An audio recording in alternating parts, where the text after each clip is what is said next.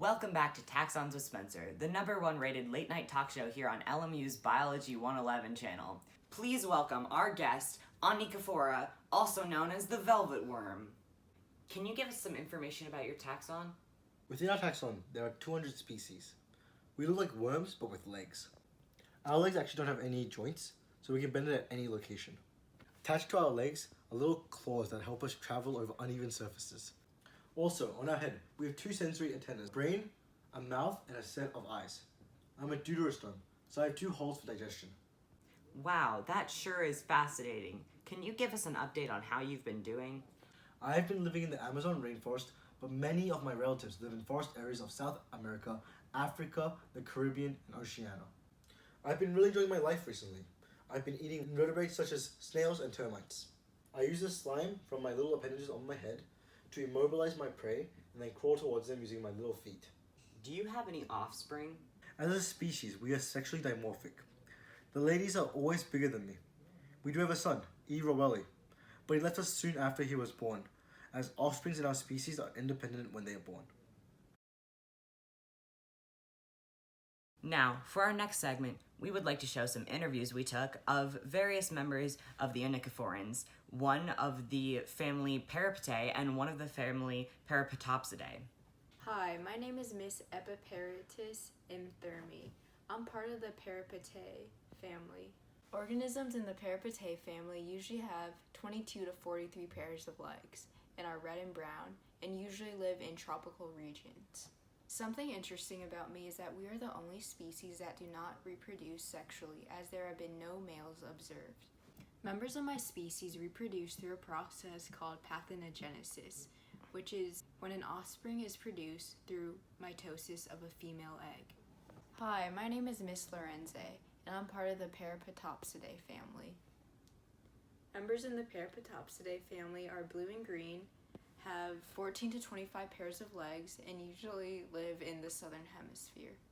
Well, it looks like you have quite the diverse species, Mr. Onychophora. Tell me, how much do you know about your evolutionary history? Not as much as I should. That's okay, because we have an expert here to help you learn more about your history. Please welcome Dr. Samantha Salzman. Thank you for having me. I hear you've brought some figures to help Mr. Onychophora and our audience understand his evolutionary history. Yes, I did. This is a phylogenetic tree from a fellow researcher based on genetic sequence information.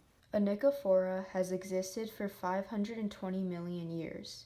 From this tree, the groups that are above Onychophora originated more recently, and conversely, the nodes below Onychophora originated earlier.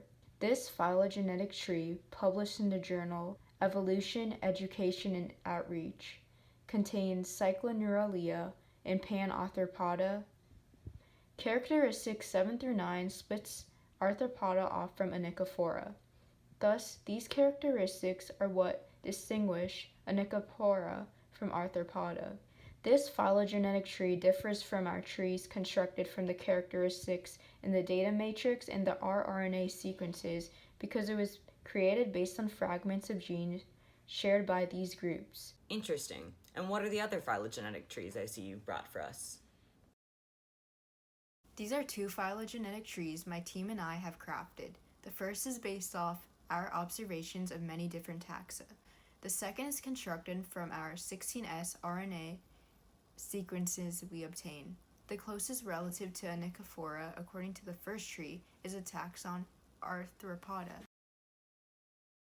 However, according to the rRNA sequences, your closest relatives are the taxas Entoprocta and Chaetonocta.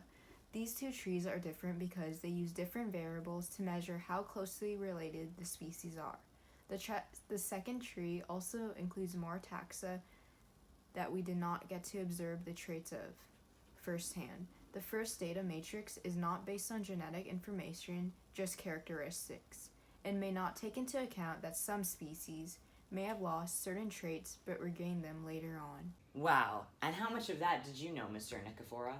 Certainly not that much.